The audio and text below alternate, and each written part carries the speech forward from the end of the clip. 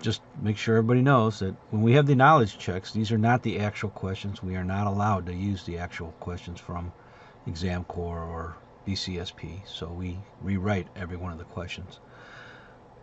There are 58,757 BSP credentials. Some people like me have 3, some people have 2, some have 1.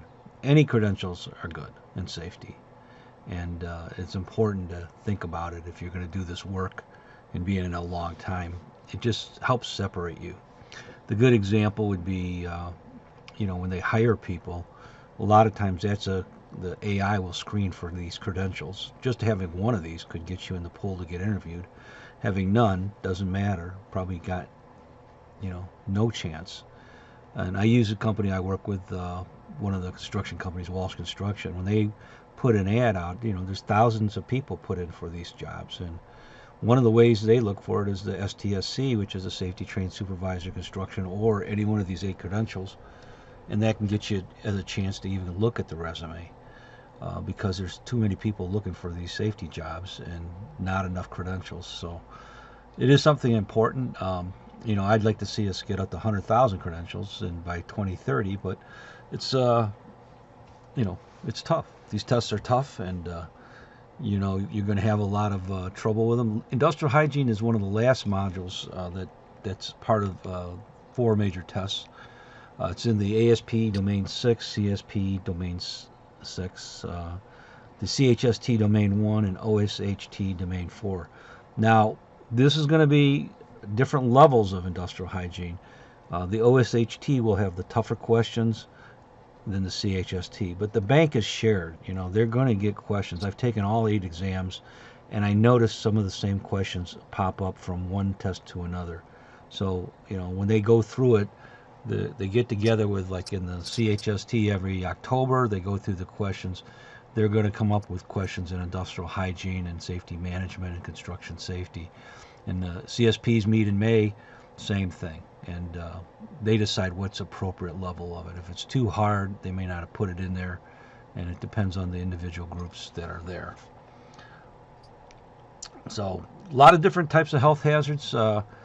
Chemical is any kind of substance or anything else that you're going to possibly inhale or ingest or absorb.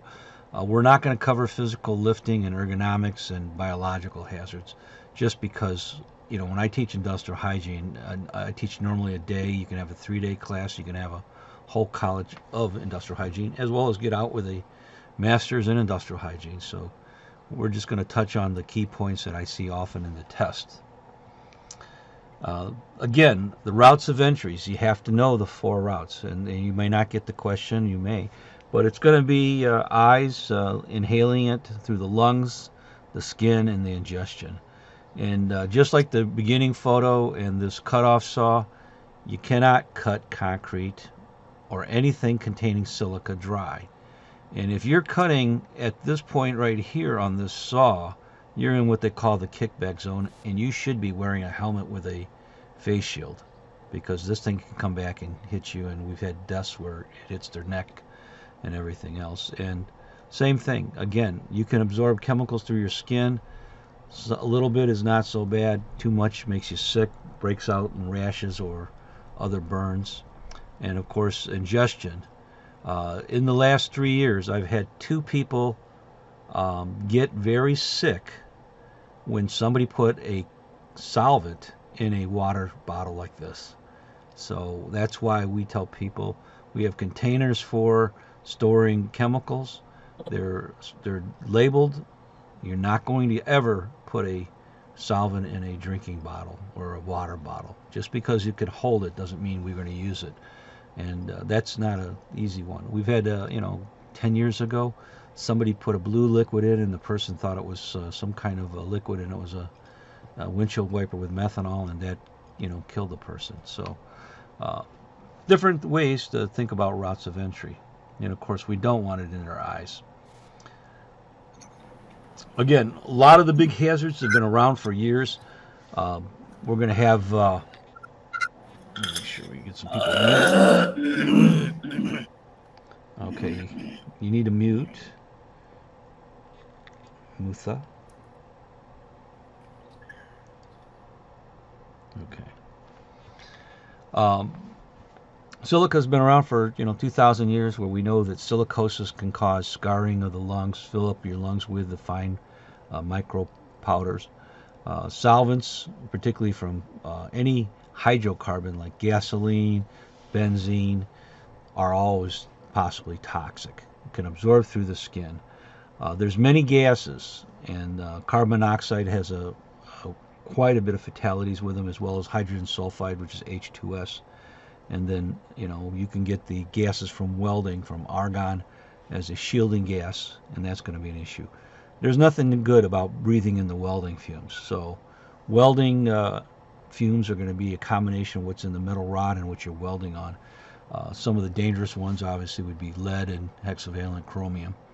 And then oil mists, you can have some. There's not a lot of good standards regulated on oil mist. It's considered also a particulate that you don't want to breathe, but it's not like there's a good OSHA levels on there.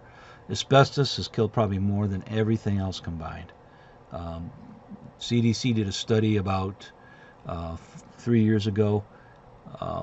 3,000 people a year die from asbestos that they got from work. So that's huge. Considering there's about 5,000 physical injuries in the United States, this is a product that definitely want to wear a mask on and stuff. So the toxicological studies, they're going to go out and they're going to try to figure out what the effect of giving so much milligrams, micrograms to a person, and what the effect is on possibly lab animals as well as the other ones. And if there's a problem and they study these effects, then they're going to come up with limits. And you will hear what they call a dose response. We give them this much, we get a low effect. We might notice people getting sick or getting medical treatment. And that's what we'll look at. And a certain amount of dose would kill people.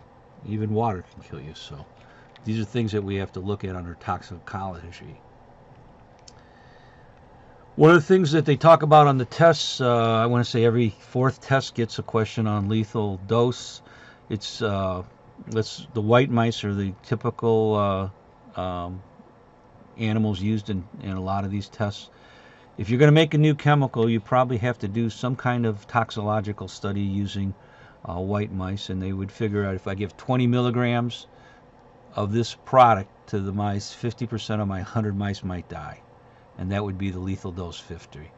This becomes, what they try to measure how bad it is compared to other things. The botulism virus, 0.00 milligrams per, weight of a mouse. Mouse is not going to weigh 1 kilogram, but it's just by a ratio, and is one of the more lethal products. Whereas water, you can die by drinking a lot of water, and we get some people that drink, 50 liters of water, and that's going to cause a lot of problems with the body trying to react and absorb that. And it's used to, set some standards, and sometimes I look at it as I kind of look at the lethal dose, and if this number is very small, like 0.01 milligrams per kilogram, I know it's a toxic chemical, and maybe we want to substitute it to something that's a little bit less. Again, lethal concentration, they kind of go in there, same kind of term. I don't think there's much difference in it. The concentration to kill half the animal in a test group. So it's used interchangeably, but you'll get most likely the lethal dose question. They're going to talk about exposures, and this one you have to know. Again, a lot of these terms in industrial hygiene will be asked on the test, and the things that I cover, you might not get any of these questions, but you might have 6 or 7 of them. The average industrial hygiene is going to be about 3 on the CHST, about 6 to 8 on the OHST, maybe 3 to 5 on the ASP, and 3 to 5 on the CSP. So not a lot of questions, but you do want to get them right when you know them. Acute means it happens right away. I mean, we get a lot of exposure to too much. We get sick, we throw up, our eyes water, we start coughing. For example, ammonia is a big irritant, hydrogen chloride gas, corrosive.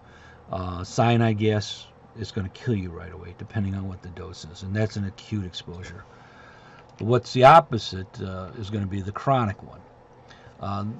Few of the tests have talked about this, and this is not a common question, but I would say about 1 out of every 8 tests is ototoxicity, is what the chemical that you absorb or inhale does to your hearing. And the idea is that it can damage the nerves to your cochlea, which transmits the sound to your brain.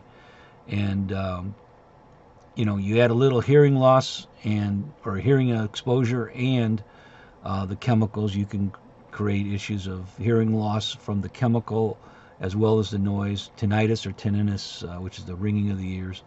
But I just listed some of the ones that have been discussed and everything else. I see toluene quite a bit and xylene in a commons, and those are chemicals.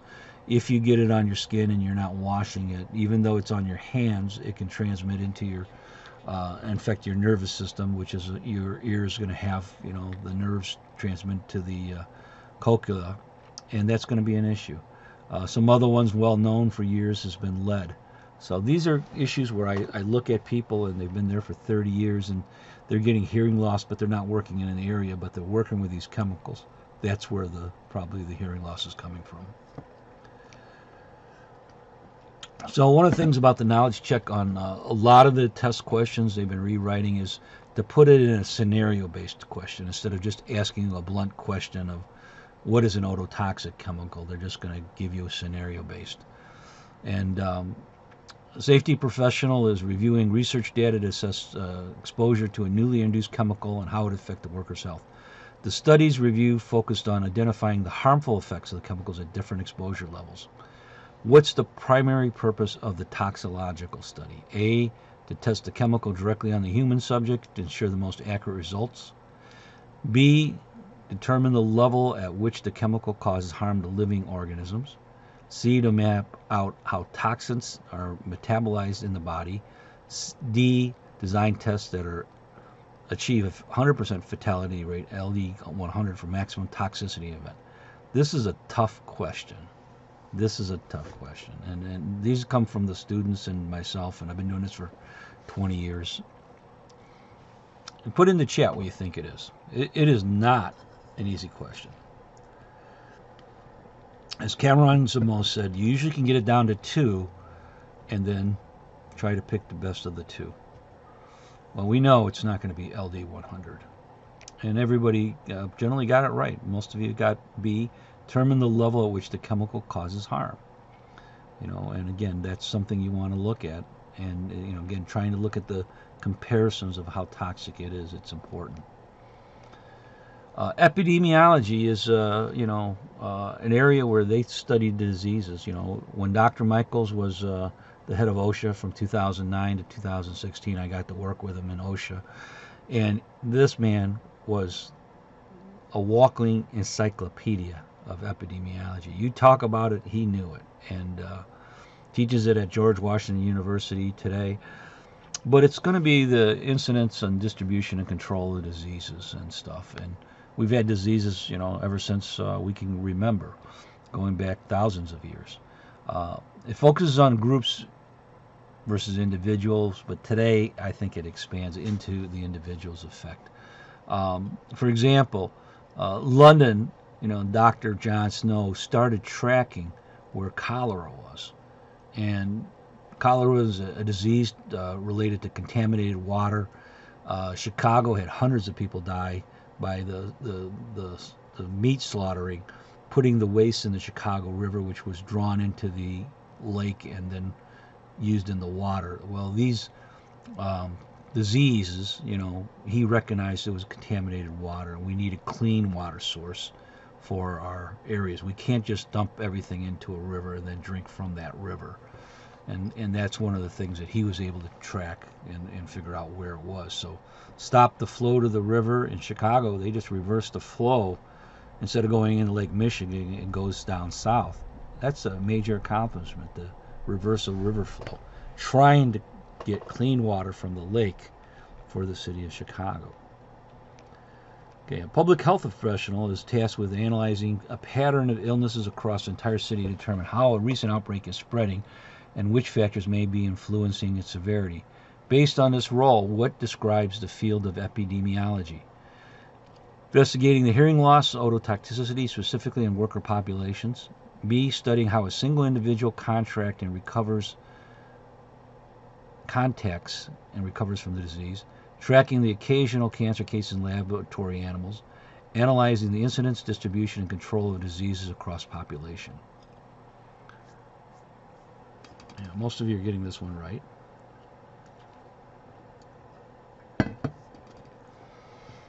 All right, it is D. One of the things that I tell people is if you're kind of like stuck between two answers on these scenario questions, generally, 60-65% of the time, the longer answer is the correct answer. So you might want to look at that if you're like, oh, I don't know if it's between A and D, that might be your difference on it, Chronic exposures, prolonged ones. These are ones that we've learned from the history, studying worker groups. Asbestos creates mesothelioma and asbestosis. Silica scars the lungs and creates silicosis. And obviously, long-term exposure to noise creates hearing loss. This is work that a lot of this was done by Alice Hamilton at the Hull House about 115 years ago. She went to areas studying, people, chipping and creating all this silica dust from mining and limestone. Same thing for pouring in lead and mercury. And she was able to identify the diseases related to those kind of exposures for that population of workers.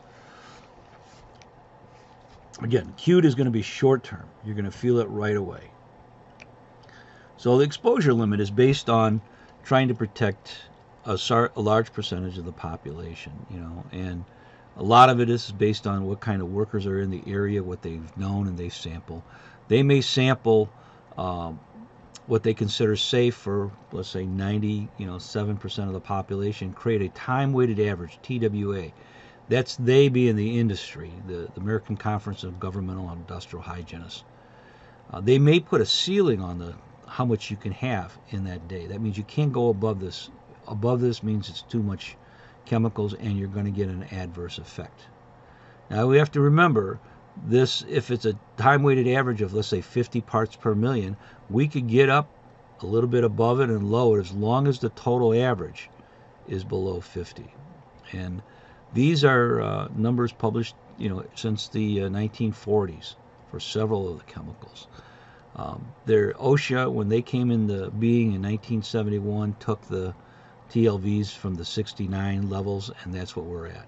And most of those are still around, even though the industry, the industrial hygiene groups have lowered their expected numbers to like 35 parts per million for carbon monoxide. But again, like I said, they found out people who worked in funerals and unventilated basements were exposed to formaldehyde, and they got cancers, and that's why formaldehyde is a cancer-causing chemical. And again, they're going to look at a lot of different studies that across the world. The amount of work that was done in the 70s was a lot more than it is today. Today, there's not a lot of research on chemicals and stuff. These terms on here, you have to know. And you have to know what the organizations do. The permissible exposure limit is the law by OSHA. That means that's what you have to follow. Dr. Michaels, when he was in there, said that we can lower what we think is safe based on the TLV, the threshold limit values by the American Conference of Governmental and Industrial Hygienists. So there's a company called Fiberdome in Wisconsin, and they were exposing people to about 75 parts per million styrene. The OSHA PEL for styrene is 100, and they were below it. But the industry average, the threshold limit value, was 50. Well, Dr. Michaels looked at the cases of burns, which was dozens of people getting burned using these adhesives, to make fiber spray compounds for materials that would eventually be used in like wind, propellers for the towers. And he says, we know the industry is saying it's 50 parts per million. We have people hurt. It's measured at 75. We're going to enforce it because the OSHA level from 1969 is not safe. And they did it, and the Fibrodome agreed, and they settled in that case. I can tell you, many lawyers wanted to take that case saying, you're trying to force a stricter limit, but, you know, I think he's right. We have a limit that's been recognized to be safe. We have injuries. That's the key word. Now, the OSHA limit is not really safe, and we have an ability to go and enforce the threshold limit values. So, the time-weighted average is what the industry uses. OSHA uses permissible exposure limit. The short-term exposure limit is what they call the STEL, S-T-E-L. That means sometimes some chemicals will allow a little higher exposure, but only for 15 minutes. Again, it's different from the ceiling, which you're never going to go above. Many of the cancer-causing chemicals and lead will have action levels. For example, if the lead is at 50 micrograms for exposure on the PEL, the action level usually is going to be half of that.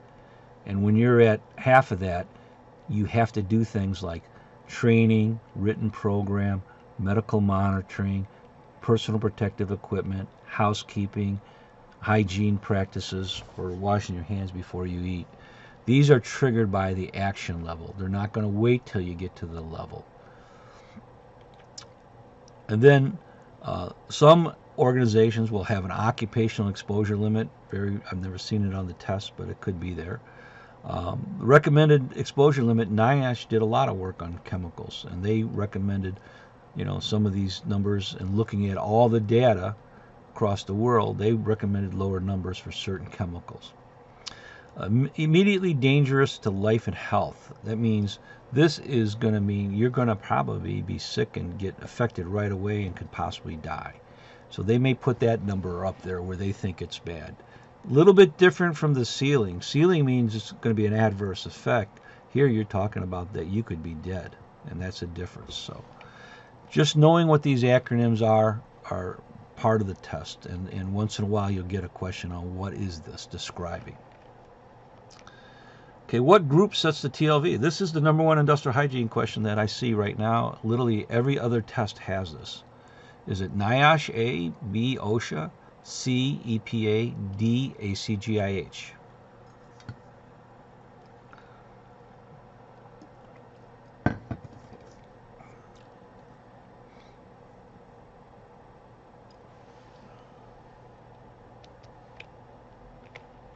And it is. Oh, hold on.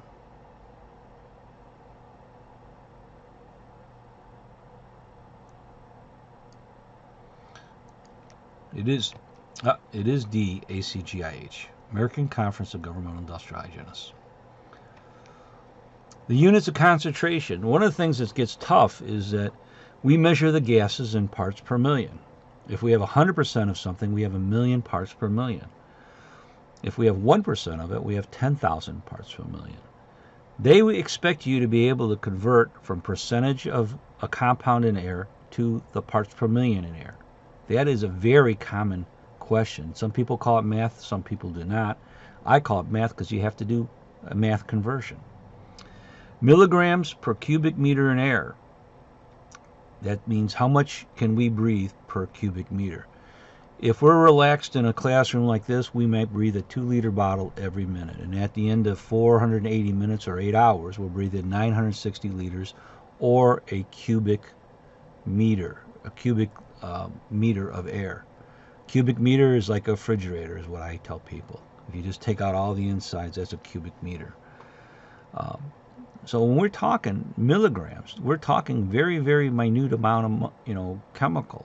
I mean, if I just take this simple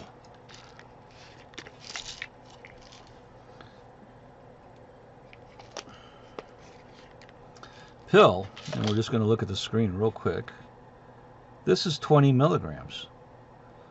So if I divide it by 10, it's 2 milligrams.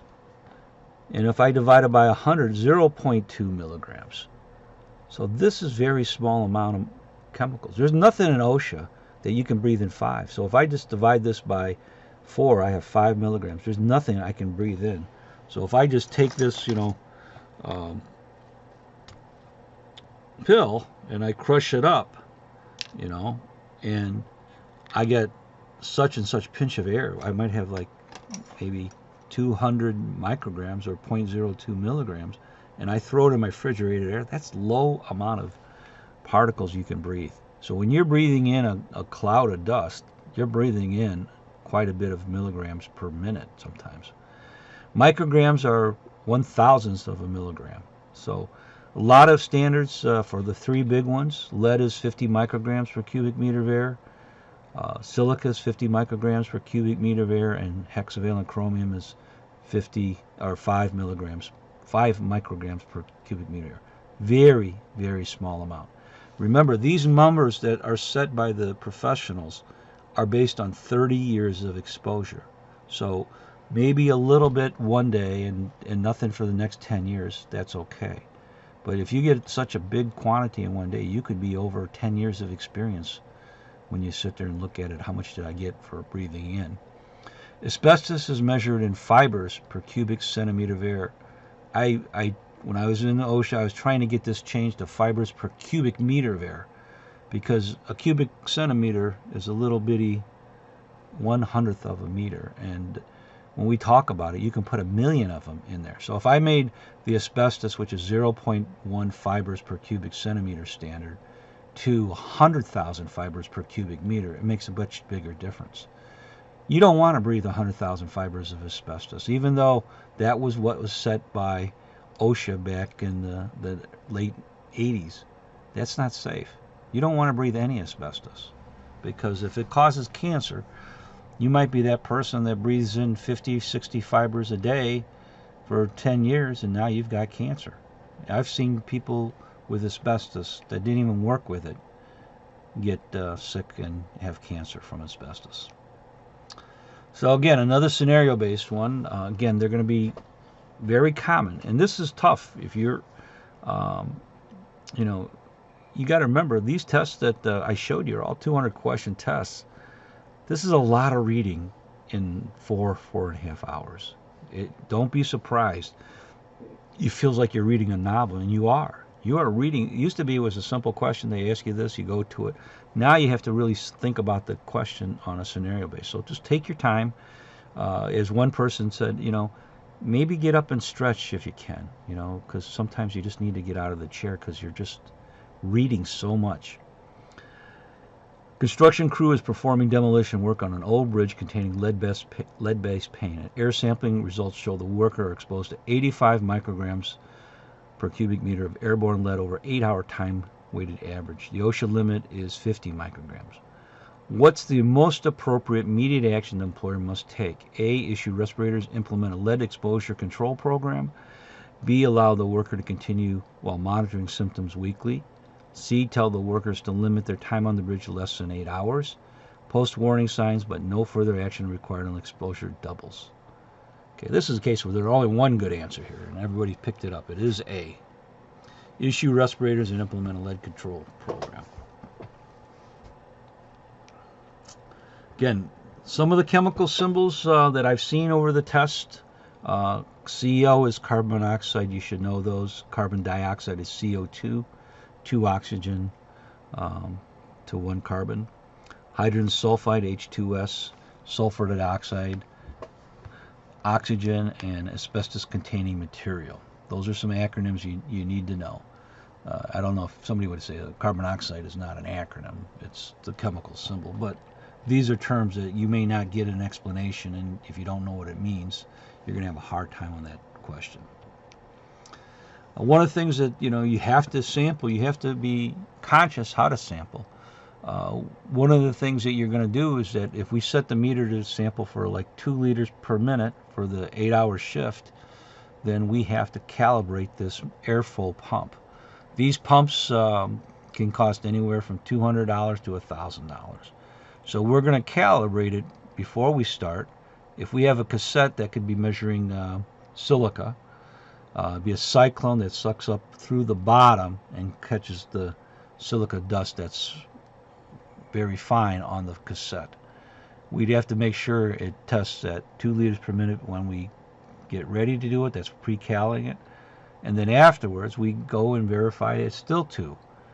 My experience in OSHA, because we were using some of these pumps for 20 years, that every fifth time I did it, the pump would not be at 2.0. It'd be like 1.5 or 1.0, which means we can't count that sample. It's sucking it much lower than it should be.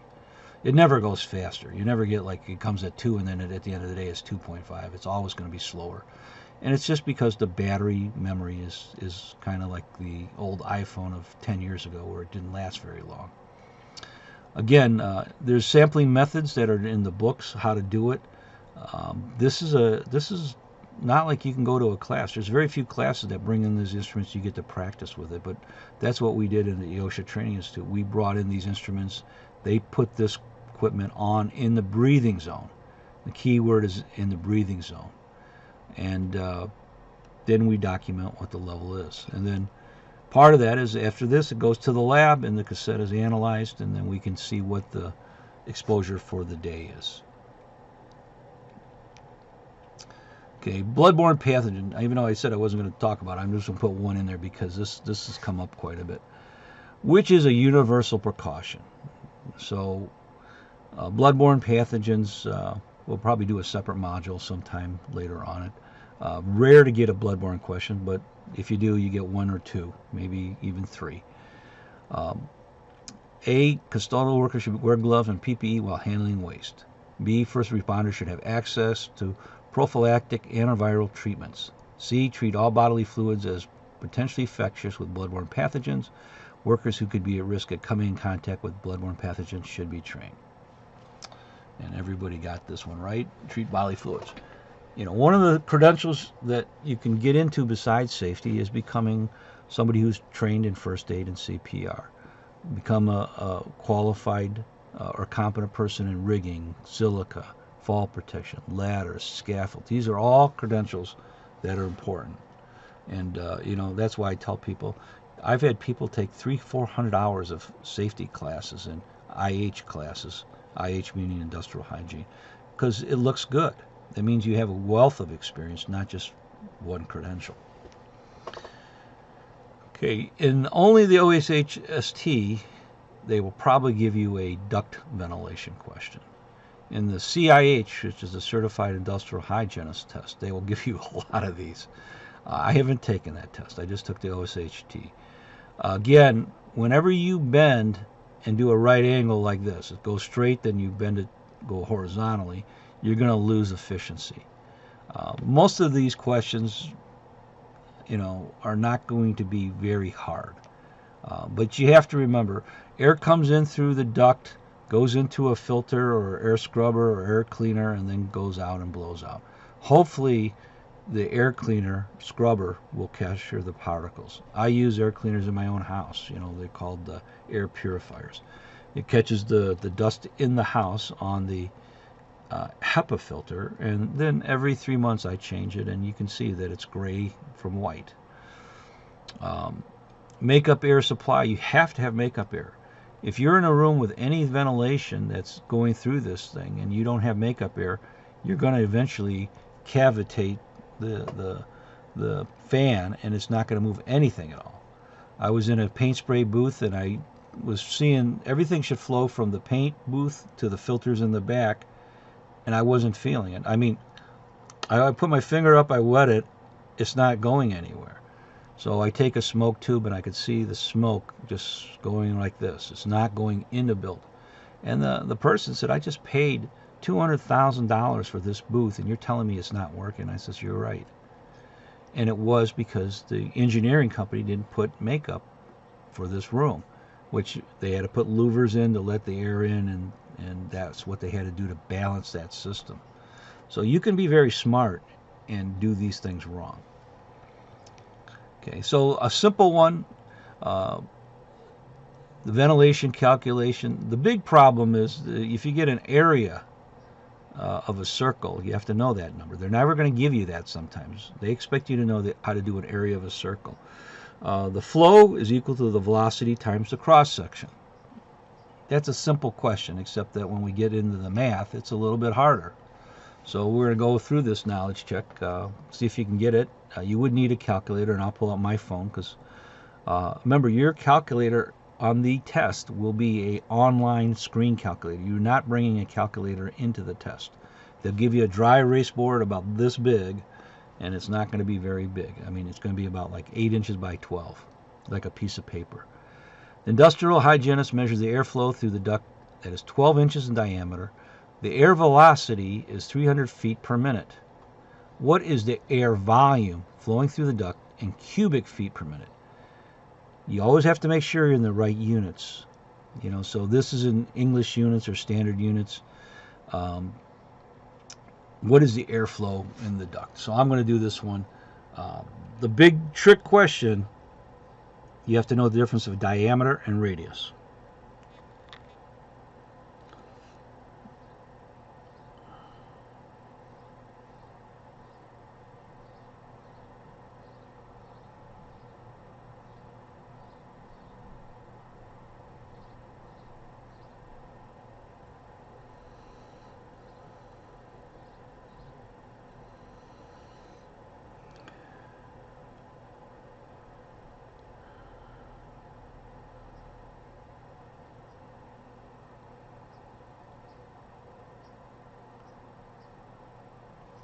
Hopefully you have one of the answers on the screen. Well, we got them all over the board this time. All right. I did it. And if you see my calculator, it's 235. And that is the correct answer. First of all, you have to go in. Now this one, they give you 0.05 feet. 12 inches is 1 foot. Half is the radius. So the formula for area is pi r squared. So we got to make the 12 inches into the radius, which is point. We go from 1 foot to point. Remember, we have to make everything the same unit. So if we're using velocity in feet per minute, we have to go in there and make 12 inches into 1 foot. A radius is going to be half a foot, or 0.05. Now we take 3.14. That's what all I do is type it in. If you have a calculator on screen and it has pi, you can use that. Times 0.05 squared means times 0.05 again. So it's going to look like this if I wrote it down.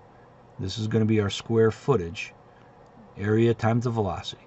Simple formula, but boy, this area is so hard when I give it to you in inches, and you got to go to radius and feet. This is what everybody messes up. So that's exceptionally hard. Don't, people who do math, like, they're mathematicians, like, John, that's not hard at all. It's hard for the average person because you don't do this. This is a math that you don't do, and you just sit there and you think, oh, a lot of people put it at, put 6. Yeah, but you're in 6 inches. You got to go to feet. The answer's got to be in feet per minute. So you have to convert everything to feet. This one you can play with. You can put, if you just type in on any internet or AI program, give me some Q equals A times V calculations, and they could run you through some, because it is very, very hard to convert from inches to feet. And remember, diameter is twice the radius, so you have to think radius is half the diameter. Don't be surprised. This is one people miss. But if you get it right and the number goes, that's a big motivator. Dilution ventilation, there's a couple different types. This one just intimidates people. They just give up on it. And I tell people you have to look at it how they can word it. You're going to enter a room with 1,000 cubic feet. That's 10 by 10 by 10 probably. It has a contaminant concentration of 3,000 ppm or 0.3% in the room. The ventilation is 500 cubic feet per minute, and they're going to use a mixing factor. Mixing factor just takes out the ratio. It just tells you what the the purge time is going to be. Instead of telling you it's this much per minute and stuff.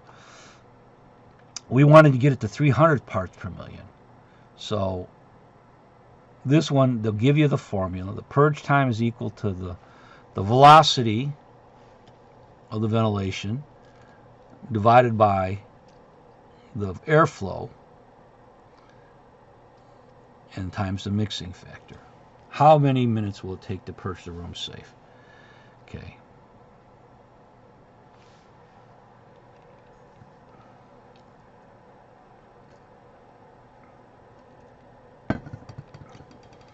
The volume of the room, 1,000 cubic feet.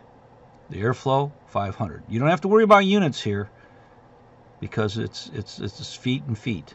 The mixing factor is a non-unit number.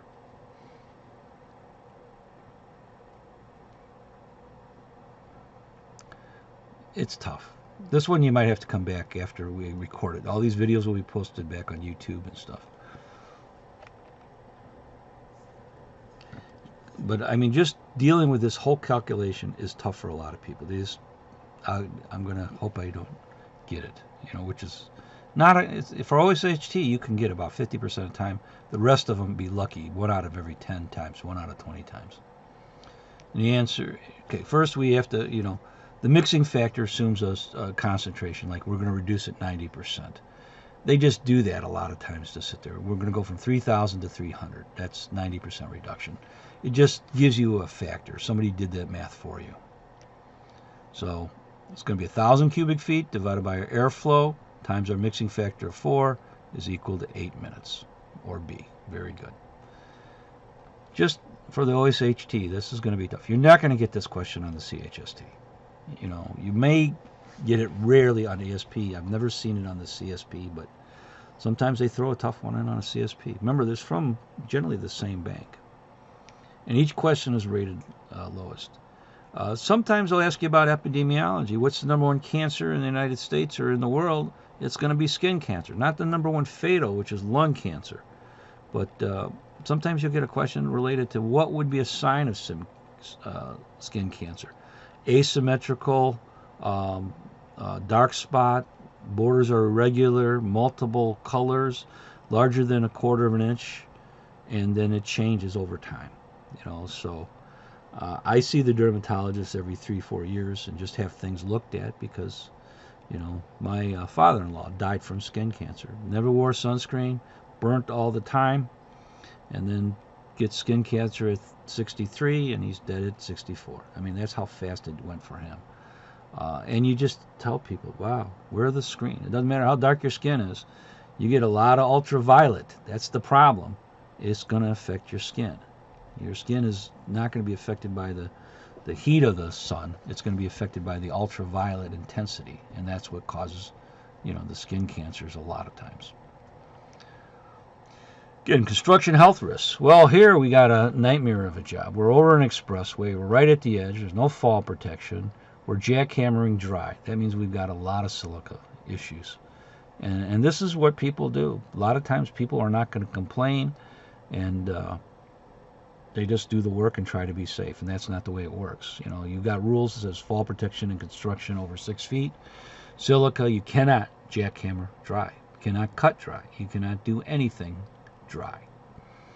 So again, construction, it's going to be there for a short time, and they said, well, if we put water, it's going to get onto the traffic. I says, good, then put vacuum. They make vacuums for almost everything else, even jackhammers today they sell with vacuums.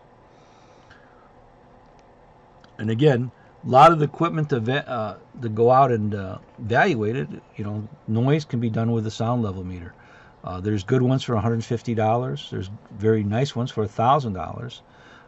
You can get what they call the WIBJET, or wet globe temperature meters, or heat stress meters that will tell you the heat index. Or you can get your phone, and if you have the NIOSH app for heat, it'll tell you what the heat index is right in your area. Detector tubes, what I grew up on. You know, you didn't know what the chemical was. You pulled a tube, and it would tell you you're at 75 parts per million on carbon monoxide. Not used too much today because they have reading meters for a lot of these chemicals. But there's 400,000 chemicals. There's not a meter for every one of those chemicals. So you end up having to get something that would be like a photoionization detector, or a PID, and you could analyze what that chemical is by, you know, scanning that area. So sound level meters on your phone, if you have the NIOSH one, within a decibel if you have the external mic. I use it all the time. I hate to say the phone meter is actually pretty good within a couple decibels. And if I just want to get an idea what it is it 82? Is it 88? I can get an idea. If it's at 85, that's when the industry standards kick in for doing a hearing conservation program.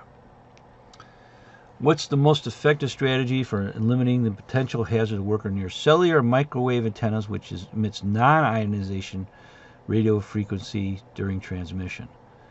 A, limit the exposure and dose. B, shut down and lock out the transmitter. C, wear lead-lined clothing. D, use radio frequent monitor to detect exposure time and dose. Okay, this is a tough question because there's 3 good answers in this one. We're not going to wear lead-lined clothing, I can tell you that. You know, that's not going to happen. But this one's tough. I got involved in this in the 80s where the microwaves, you know, they're climbing up the tower in Chicago and they're getting burned by the microwaves. You know, just think about you cook a material in a microwave, it cooks from the inside out. That's what they were getting. And it says, well, we're going to have to sit there and do what? Lock out the transmitter. Why? Because you lock it out, it ain't going to be getting you with the waves. And that's what you have to do if we want to eliminate it. If we get on top of the roof, we have areas we have to monitor how much they're going to get. You can get radio meters, you can get handheld meters to tell you how much radiation you're getting, but you got to know what it is. But the best is to lock it out and shut out the transmitter. So guess when the work is done? Midnight, 2 o'clock in the morning, because that's when they're not transmitting. And they can shut it down for an hour. It's not going to kill them to shut down one part of their system for this work that has to be done. Noise, again, is if you find out your safety, and you do this for 30 years, if you don't wear the hearing protection right, you are going to be overexposed. And that's not good for anybody. So a lot of people in construction, I've seen some of the people over 60, about 60% get what I call over 25 decibels of hearing loss. And you name it, it causes noise. And in 2005, I remember when we were at OSHA, we sampled 100 construction workers at 100 sites, and all of them were overexposed to 90 decibels. And even OSHA, we were finding out we were getting hearing loss because we didn't teach the people how to put the hearing protection in. So I got, EAR plugs from 3M, and you just don't put them in the ear. You're supposed to pull and stretch the ear canal and then insert the plug in. And that's the way you would do it. I'm a fan of the paddle ones because the paddle ones, means my hand is not touching the foam. I touch the paddle instead. Tinnitus or tinnitus, it's been going back and forth for the last 40 years, so nobody agrees. It's like in Illinois, we have the cicadas. A solid sound pitch, except you hear it at low, quiet rooms. My room can get down to 21 decibels. I can get the tinnitus or tinnitus at about 29 decibels. So I have to put an air purifier on to create a background noise about 32 decibels, and I won't hear it. Not a cure for it yet. This is exposure of long time noise when I was in the military shooting pistols or rifles without hearing protection got me the tinnitus. So anything at work, this is an irritating sound. If I go in this room right now, it'll be about 45, 50 decibels. I'm not going to have the ringing. Everybody's different. Some people kick in at 32 decibels, 39 decibels. My highest person said, I'm hearing the ringing at 39 decibels. Wow, that's bad. Again, we can work in noise. The Europeans started really pushing how to lower the noise down. Changing the mufflers, changing the sound dampening equipment, making the equipment less vibration, changing the blade design to be more efficient and less noisy. And these things have made a big difference in it. Things that I thought were never possible, like cutting concrete with a big, huge machine on a highway, now is below 85 decibels, where it used to be in the high 90s. Heat stress, that's another area you might get tested on. Thermal stress becomes increasingly dangerous to workers' health. Which heat illness is most severe and requires immediate medical attention? You've got to know what all 4 of these are. This is a common question. About half the tests have this kind of a question on it. You will get something about one of these 4. Most severe. Boy, everybody hopped on that one really fast. The answer is heat stroke. It is easy cause of death. When I went through the 2023 heat deaths, I had about 80 of them I could find at work. 2/3 were over 100 degrees. That's a lot of temperature. I had people die in 90 minutes. So what is that, about 37 Celsius? I mean, it's 90 minutes they were going in the south and the other areas of the country. It doesn't mean you're acclimated. That's just too hot. You better be drinking. You better make sure you have electrolytes. You have somebody watch you, know the signs and symptoms. Heat stroke, a lot of times, you dry up. You become very hot. Your body goes up to a high in Arkansas of 110.6. That's the highest I've ever seen on heat stroke. Heat exhaustion, I see a lot in my area. The person's head is completely sweated. It's wet, but the shirt's dry. And they have a headache and a little dizziness, a little nausea. And I just said, how you feeling? Oh, I'm not feeling good. I need, my stomach. I got to get something for my stomach and my headache. Well, I touched their skin. I always ask permission. Can I touch your forehead? They're cold. The body is not processing the heat. Last week, I was talking to workers at a facility that was hot, and one of them said, oh, I threw up at lunch. And I says, that's a sign of heat illness. It's not one of these four, but it is. And I said, you need to get the electrolytes. Of course, they didn't have anything. You can get powdered electrolytes like IV something, I forgot what it's called, liquid powders and stuff. Liquid IV, that's it. Thank you, Rusty. But you have to know, heat cramps, normally in the legs, your body is not processing it. And, of course, rashes are not good. Any kind of rashes are problems. Usually in the areas you sweat, under the groin, under the arm. With hearing conservation, OSHA's going to say it. 85 in the industry, you're going to develop a hearing conservation program. That means you got to go out and monitor the noise level for the workers. And then try to do engineering controls like soundproof enclosures and other things, work rotation. You must give the people a choice of the hearing protection and then train them every year. Every year you got to do annual training. So one of the things you'll find out is that sometimes they like which of these programs require annual training. So, Bloodborne and noise are common ones. And then there's other ones in different areas of safety. But audiometric tests, they're going to go out and measure the person in a soundproof booth and measure their ability to pick up the signals. It might be a 3 pulse signal, dot, dot, dot, and measure it at all these different frequencies. And they plot it out. For example, you hear at the speech at 4,000, this person's running at about 50. Just on the border, they need a hearing aid. If it's down to 70, like in this red, you need a hearing aid. You can't hear. You're going to be deaf.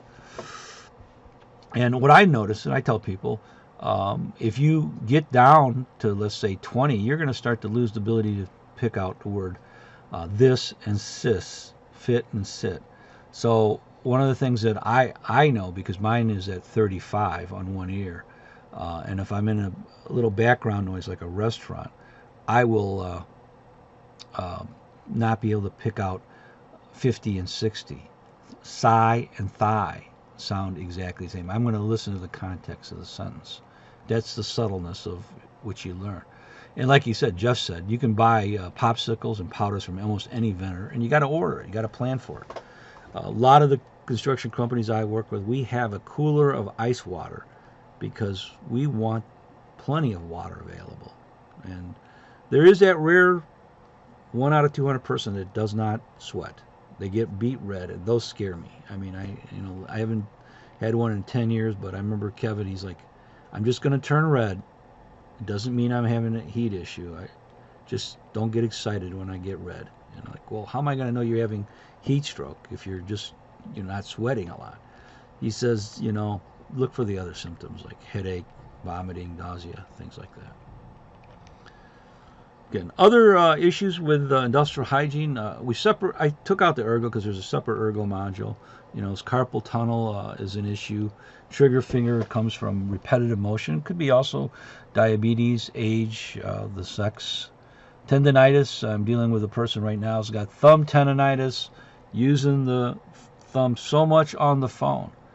The average teenager that's 13 to 19 is 9 hours on the phone. We're seeing tendinitis go up quite a bit.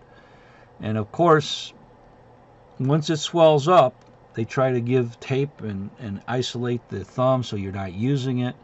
Eventually, if that doesn't work, they put your thumb in a boot. It looks like a cask, and you physically can't move that thumb anymore. They gotta give you anti-inflammatories.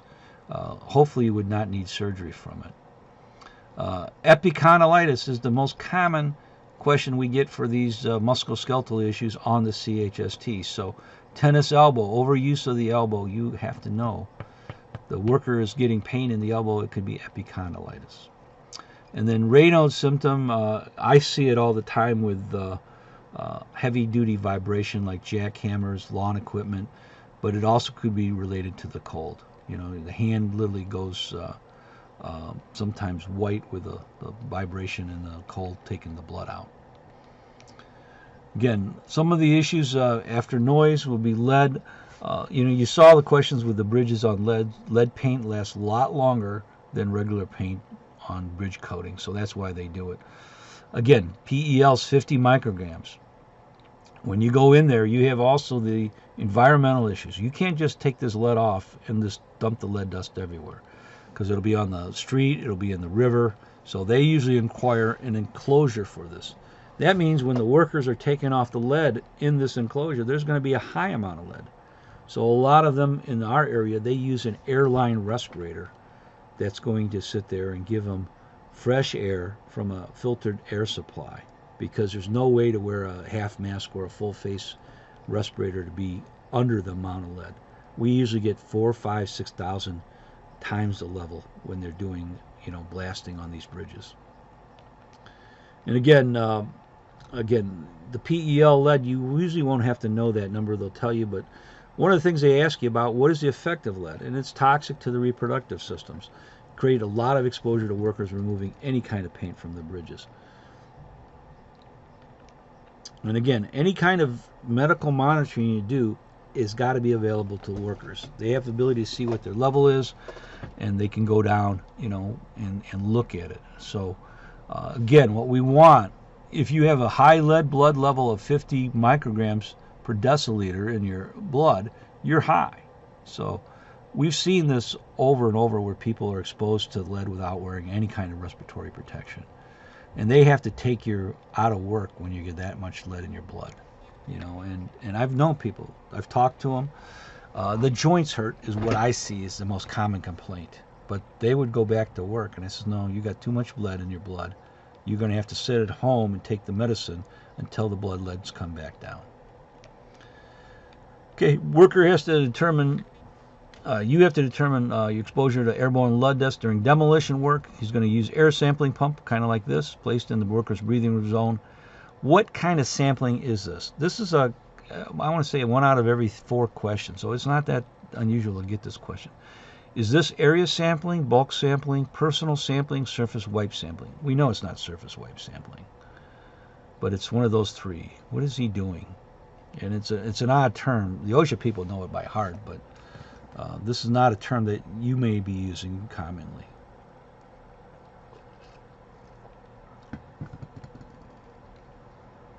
And you're right, it is personal sampling because the pump is collecting the air near the worker's breathing zone. And a lot of times on the jobs where I work for EPA, the Environmental Protection Agency, they want area sampling to verify the air is clean in the area. That's not personal sampling. And I've been involved in asbestos, lead, and silica. OSHA requires personal sampling. You don't sample the worker in the area. You don't put this on a table and say that's what they're exposed to. You have to put it on them. This is sampling about 20, 30 years ago. Ooh, that sounds like old time. This is the highest level of silica ever recorded in OSHA history. When I sampled this up at a school, he's wearing a half-mask cartridge respirator, which is good for an assigned protection factor of 10. You are expected to know the assigned protection factor for a half-mask, full-face respirator. That cloud of dust he's in, of silica, cutting out the mortar of this old high school, was 10,000 times. Usually I just sample one and I can watch the exposure. I looked at the cassette, I said, wow, this thing's getting a lot of dust on it. And it did, 10,000 times. So essentially he's getting 1,000 times more than he should have, even with the respirator on. So we get 480 minutes. You're overexposed in the first minute. You're overexposed in the first minute. Just take 10,000 divided by 480, and that's your exposure in just 1 minute. So I tell people, if you're in the car and you're in a white cloud of dust because somebody's dry cutting near your highway and that's coming toward you, you're overexposed. Might not be so bad to put a N95 half mask respirator on and put this on and have some protection, because yeah, 1 or 2 times a level of exposure, 1 time every 10 years, okay, but if this is every day, boy, that's not good at all. Should be doing a wet method. Again, silica is one of the oldest occupational diseases. My grandfather got it from jackhammering the molds at a sand mold on a metal foundry, and that dust is what he got, and it hardened up his lungs and it scarred his lungs, and he lost his breathing capacity. He had to go on oxygen at 60. John, I gotta get up, I can't and it's like I hate to say it, he just sat in a chair a lot because it hurt him to walk, because he was always catching his breath. And that's not a good one. And this is stuff we've known for years. In the OSHA standard, you must sample for silica if you're not doing any one of these 17 tests. You're going to use that abrasive cutoff saw, you will use it with water. And if you use it outside for 4 hours, you wouldn't have to wear a mask. Otherwise, you need an APF, assigned protection factor 2. Both the N95 and the cartridge respirator half mask are equal by OSHA. They are the same protection factors. Where I run into it, and I ran it at one of the top 20 companies, is they're sanding drywall. I says, what's the level? Oh, there's no silica in the drywall.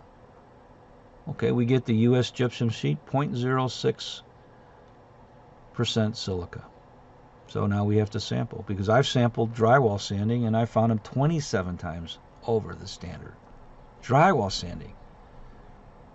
There it is. I says, you're going to have to sample, determine what the level is. You're in violation right now because you letting them do this without sampling. The industry lied to OSHA and said, oh, we have silica-free drywall. When they started looking at it, they really didn't have silica-free. It's kind of silica-free. It's at 99.4% free of silica, but if it's over 0.1, you have to list it. Asbestos was used in insulation, ceiling tiles, anything you didn't want to burn, it was in there. And in the 20s, Prudential said, hey, don't insure the asbestos workers because they're getting sick and dying pretty fast. And yeah, there is a good silica. Thank you, Jeff. I remember that video. They're going to ask you what I call, what are the forms of asbestos? Chrysotile, amosite, and chrysotile. There's 6 of them, but these are the 3 that they ask a lot. What are the 3 forms of asbestos? So you're going to get these, and if you just know one of them, you might get the answer right, because only one of these have asbestos in it. You're not going to have to know all 6. It's always these 3 all the time, but that doesn't mean it won't change in the future, because somebody sees this video, they'll say, hey, we're going to change it up a little bit. Very good. I call it the ACC. A, amosite, C, chrysotile, C, chrysotile. There's the other 6. Here's the 6. You got these other ones. They never asked about them, but they might someday. D is the answer. And, that is a common asbestos question. They do want you to know that. And it doesn't matter what test it is. It's been on the CHST to CSP to ASP. Carbon monoxide is a gas from combustion. When you have a gasoline engine or a generator that's powered by gasoline, you light it and it's exhausting, it will exhaust so much carbon monoxide, just due to incomplete combustion. And this kills people all the time. You know, in the United States, when it gets cold, they bring the generator inside instead of leaving it outside because, you know, $1,500 generator might get stolen, so they put it in the house, and that's absolutely the worst thing, or a garage. And now you're getting a lot. I mean, I've seen tons of, you know, I've seen like carbon monoxide 50 parts per million. I've been over 500. You know, when I walk in, the meter's going off before I even get into the building. Like, whoa, you know. We're not going to be in here too long. You got too much. You got to open the doors. You got to ventilate this out. You got too much carbon monoxide. Hexavalent chromium is from welding stainless steel, 5 micrograms. Again, just like lead, just like all these expanded standards, you'd have to sample to determine the level. You have to have housekeeping immaculate. You have to do worker training, medical monitoring, written program. All these things become part of the standard. I've only had one company that I know of, and one of my clients up at Appleton, get through OSHA inspection on a hexavalent chromium with no citations, because we put individual ventilation for every single process they welded on. Cadmium is a toxic metal considered to be cancerous. I was aware of cadmium by workers cutting these bolts with a torch. 4 bolts, put them in the hospital for 180 days with cadmium poisoning. The fumes are so deadly that it just made them sick, and they were sick. These are the type of bolts. I show this because the black is a unique color black. It's not like glossy. I call it a chalk kind of a black. It's very matted looking. Doesn't have any shine to it, but it's great rust resistant.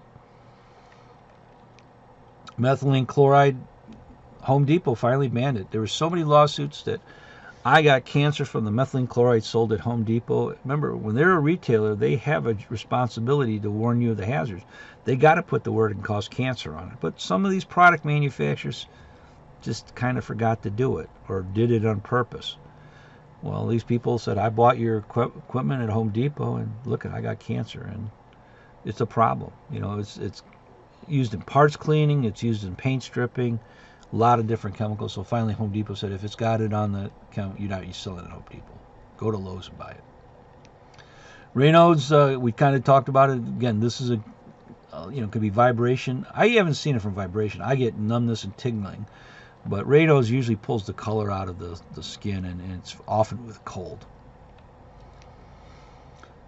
And the last one we got, this is just the question that's been coming up about every 5th exam. What is too much iron oxide called? Anthracosis, siderosis, silicosis, asbestosis. So if we know what we've talked about, we know it's not silicosis and asbestosis. What do you think?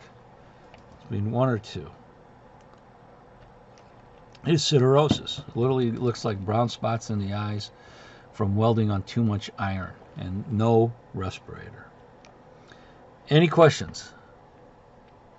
All right. We plan on an hour 15, hour 7, what we got. I appreciate you coming in. We're going to put this up and record it, and it'll be on YouTube within the hour. And again, next month, people have been asking me to do something with the CIT, so we're going to probably do a module on needs analysis and objectives, and covering that. Chain of custody, probably not. You get 1 question every 10 questions on chain. I'm trying to get the ones that are the most first. All right, thank you very much. Have a good day, everybody, and I will see you later.